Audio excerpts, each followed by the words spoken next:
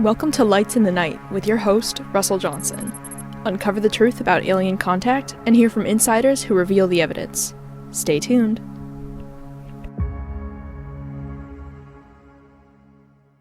Well, welcome once again to Lights in the Night, and I'm Russ Johnson. And on my hat, you see base 211. And you want to know what that's all about? Just punch it up. A lot of information about that, and it goes back into the 1930s with the Germans and other people. But base 211, punch it up, and check it out. Well, we have with us today Norman.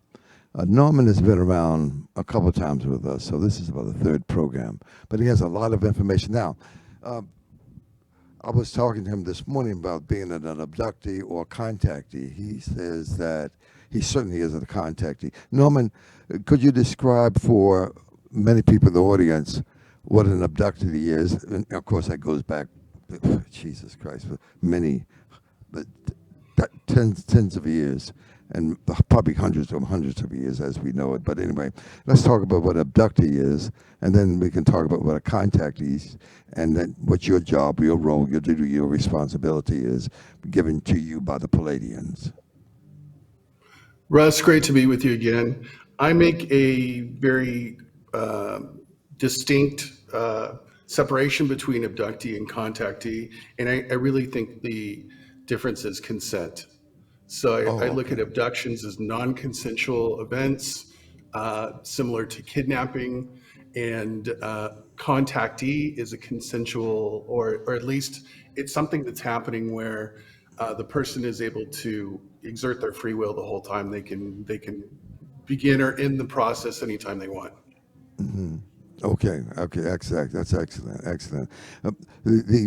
guess I would just say that, agreed. Except the fact that the estimate I got is that about 8 million people in the United States alone, we're not talking about other places in the world, have been abducted, but 99% of them can't remember anything because your mind is erased.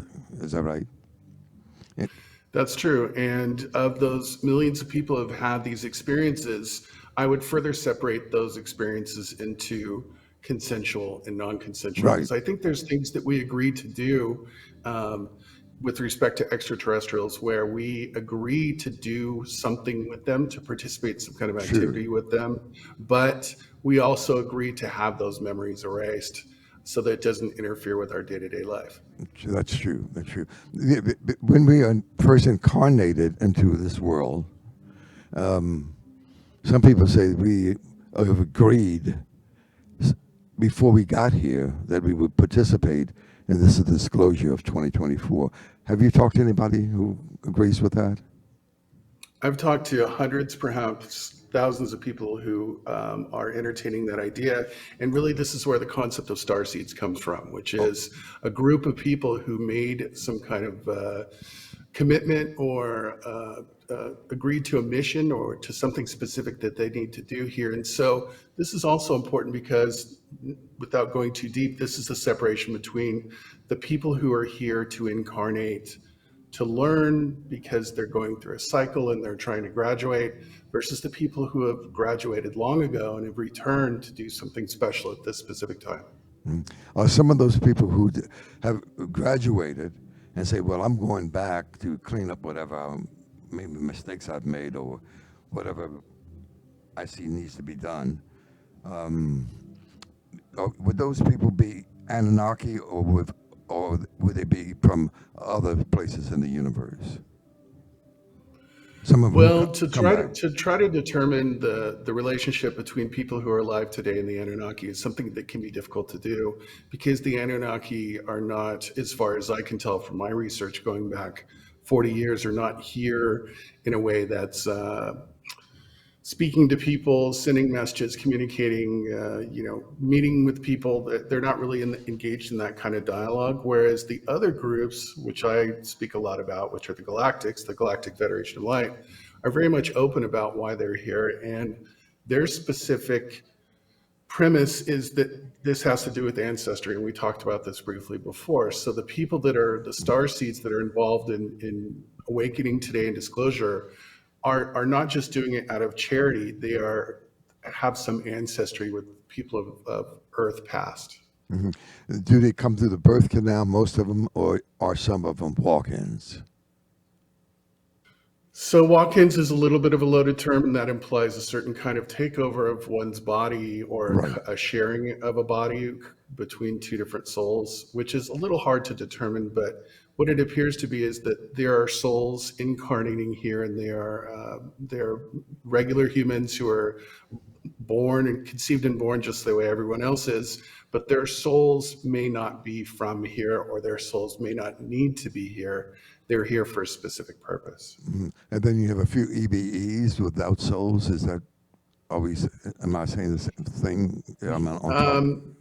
The term EBE has been referred to as extraterrestrial biological entity, which would be, physical beings who are coming here from other worlds, and I'm sure those do exist.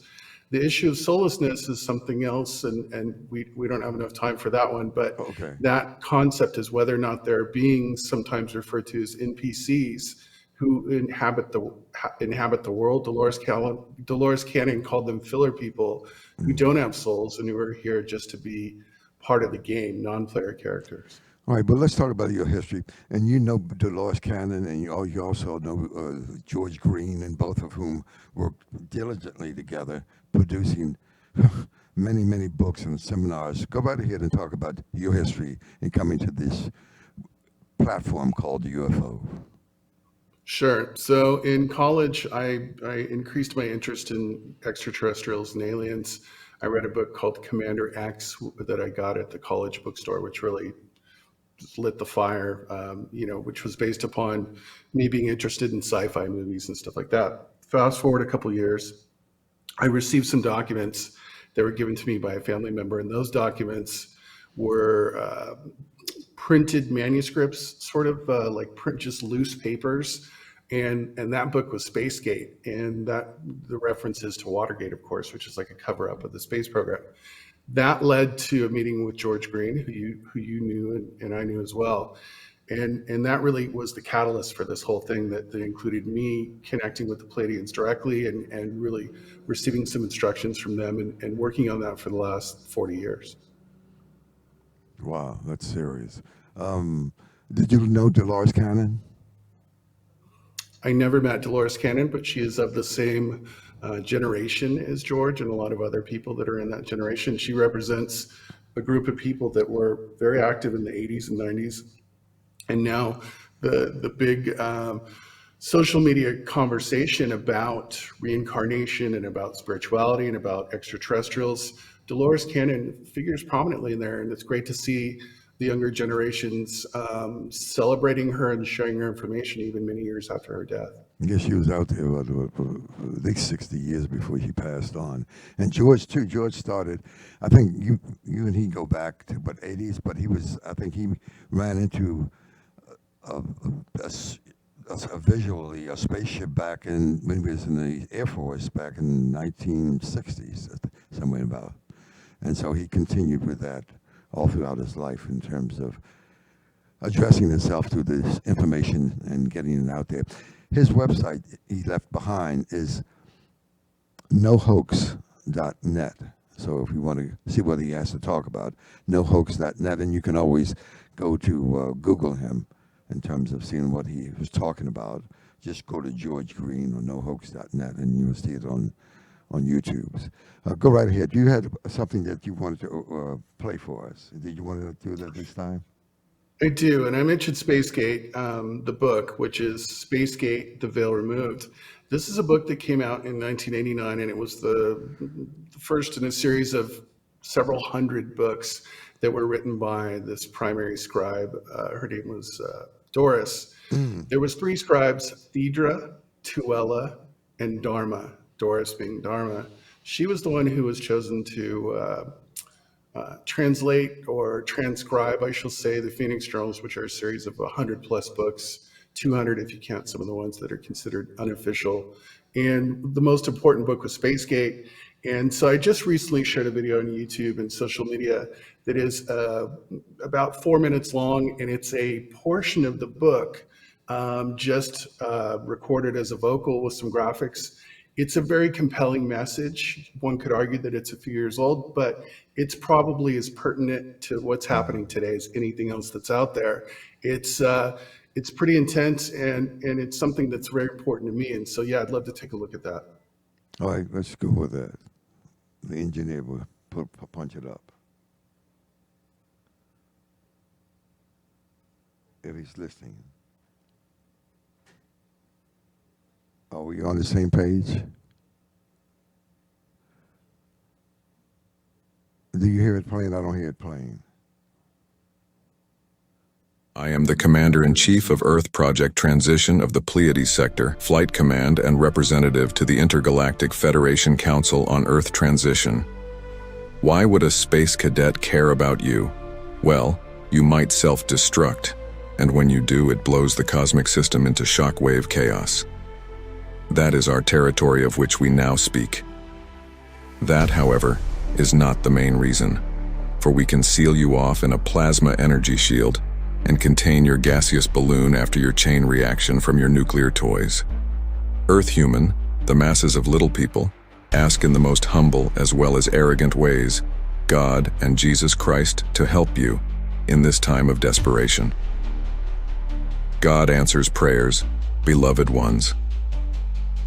In answer to your prayers, he sends his other children of the cosmos to help you.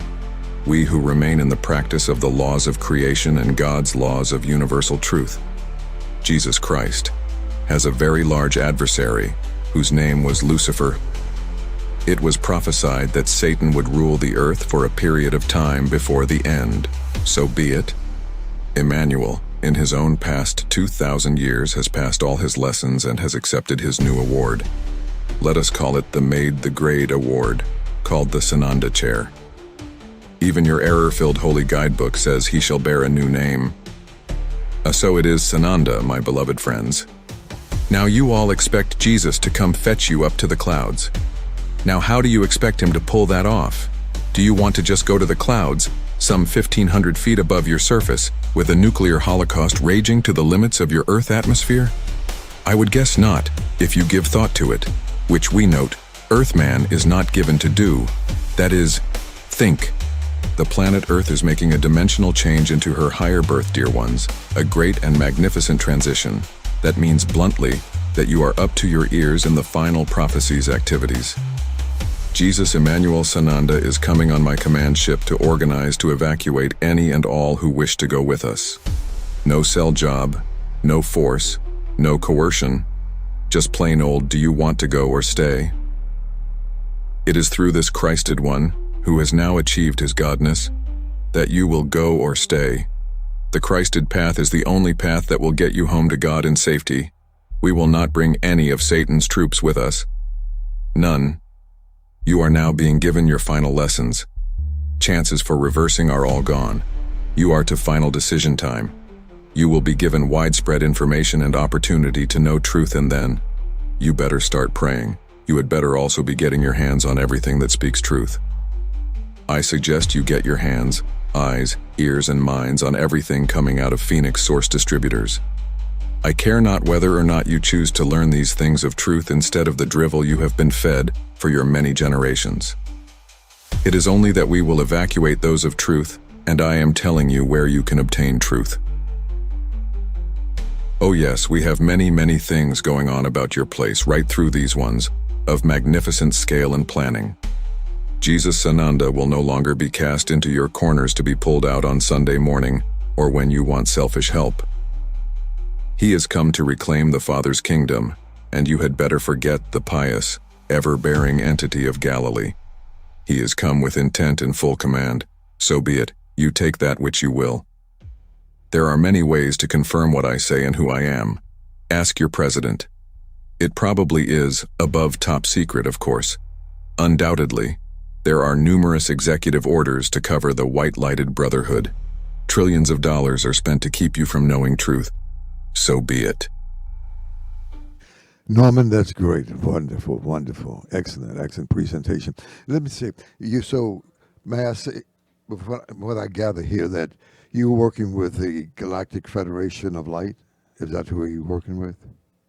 That's correct. And let me be clear that those are not my words. In fact, the specific Pleiadian commander that I spoke to and I met with through their scribe was Yorgos Series Haton, and those are his words. That Uh-huh. is taken directly from the text. It is a direct quote. So I did not translate or change anything. These are his words directly, and that was the message that he wanted people to get in the book Spacegate.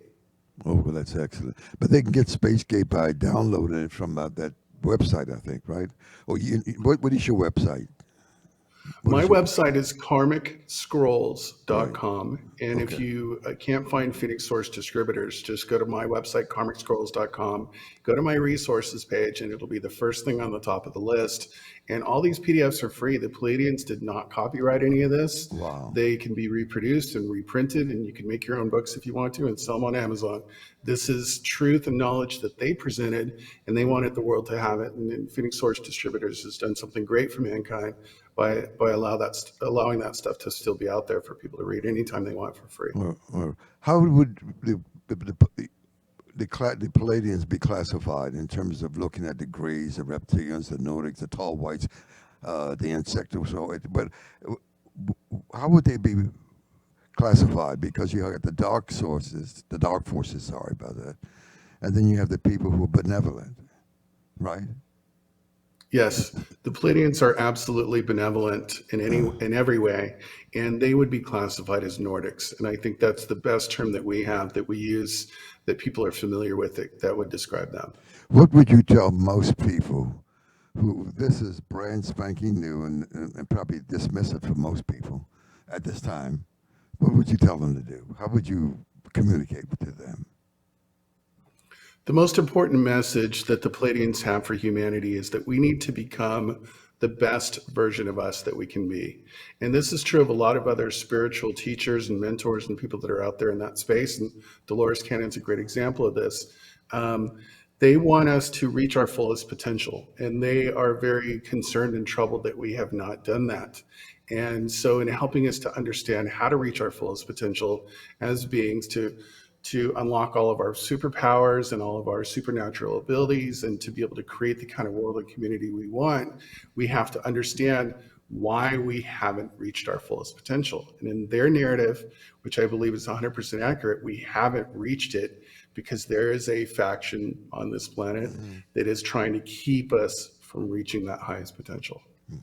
Would you see the names of Illuminati and the Bilderbergers and Trilaterals, and those people belong to those secret state societies, BlackRock, Vanguard, State Street? Would that fall in that category? You mentioned some of the heavy hitters, and you've also got the Council on Foreign Relations Right, and right. NATO and the UN and the World Economic Forum, and just the pile goes a mile high. Really, these are all individuals that are service to self. And the Pleiadians make an important distinction between service to self and service to others. They are all about service to others. And these factions, unfortunately, which control a lot of our society, are all about service to self. They suffer from something that David Icke called Wetico, which is a mind virus of greed and self-destruction. And they are very much driven by evil intent and very much controlled by demonic forces. But doesn't the great granddaughter of President Eisenhower talk about that? Laura Eisenhower talk about service to self and lifting yourself up above beyond that kind of level, Jerry Springer kind of mentality. She sure does. And somebody that's related to Laura Eisenhower that I'm a huge fan of is Magenta Pixie. And you can simply look this up on YouTube. She has kind of a funny name. She's a British woman. She's written many books. She's a wonderful person. Her and her husband, Magenta Pixie. If you want to learn about service to others, that is very much in alignment with the Pleiadians and other beings who are here to help us, which include it's the Galactic Federation. So this isn't just about the Pleiades. These are beings from Sirius. These are beings from Andromeda, from Aldebaran, and other places, Arcturus, that are here to help us. And that's a great place to look. How about Michael Sella? He has a podcast called Exopolitics, and he has a lot of books out there talk about Andromeda, talk about the Anunnaki and all of that.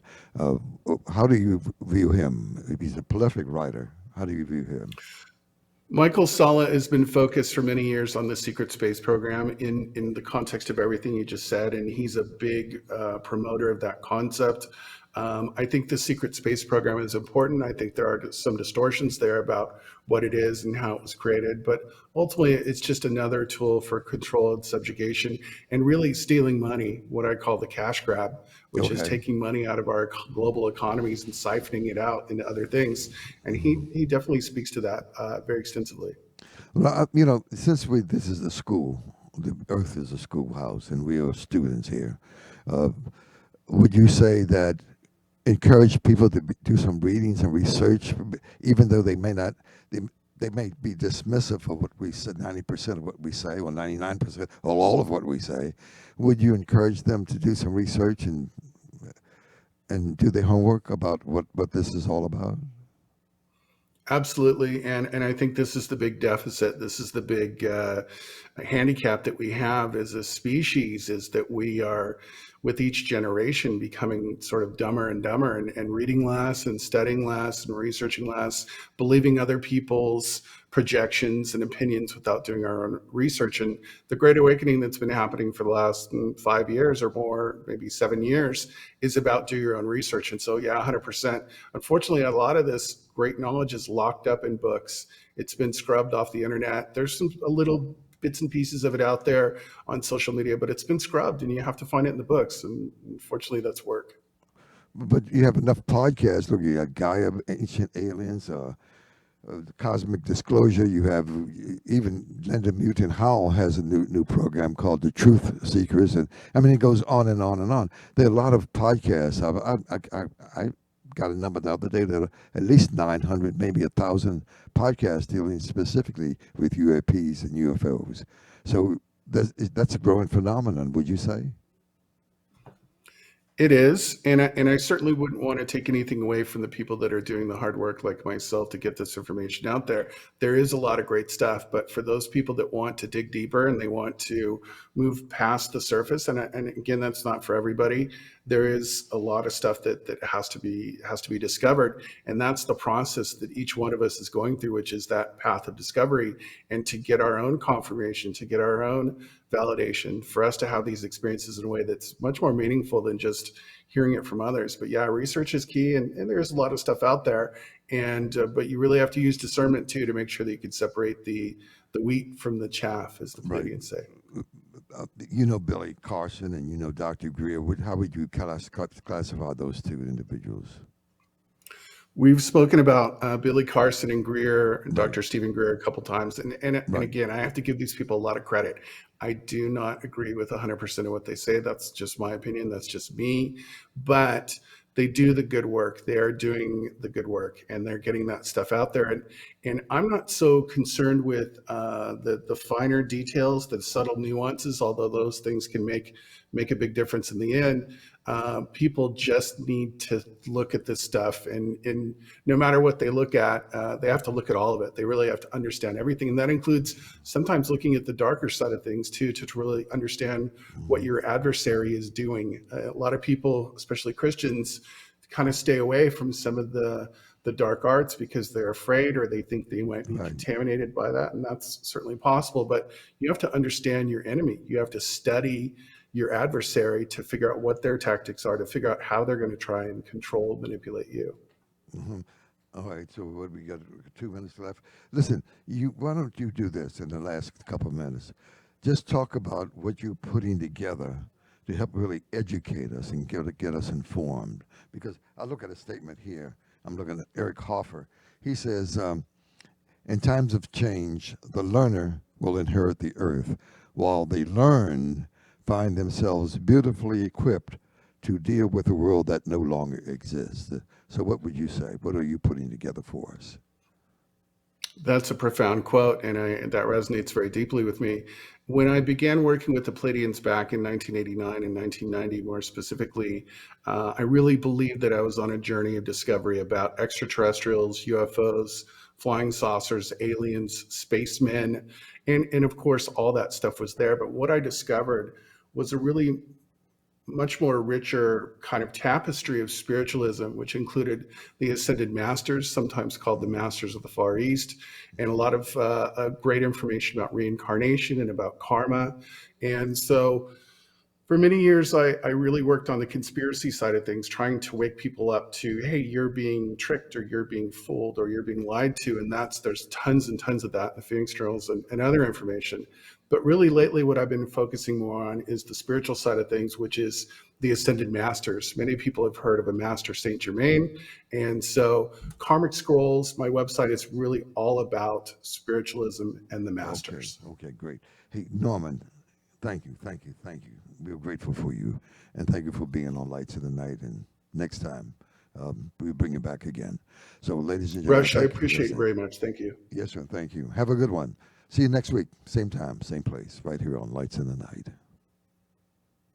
Introducing Pure Light, the revolutionary air purification system integrated into a special LED light bulb. Pure Light eliminates pet odors, human odors, and even mold and smoke odors with just the flip of a light switch. Guaranteed for 5 years with a 100% money-back guarantee. Transform your home or office today. Visit pure-light.com and use code RUSS, R-U-S-S, for an exclusive 20% discount. Breathe cleaner, live happier with Pure Light. pure-light.com. Promo code RUSS, R-U-S-S. Thank you for joining us on Lights in the Night. Keep your eyes on the skies and stay curious. Until next time, good night.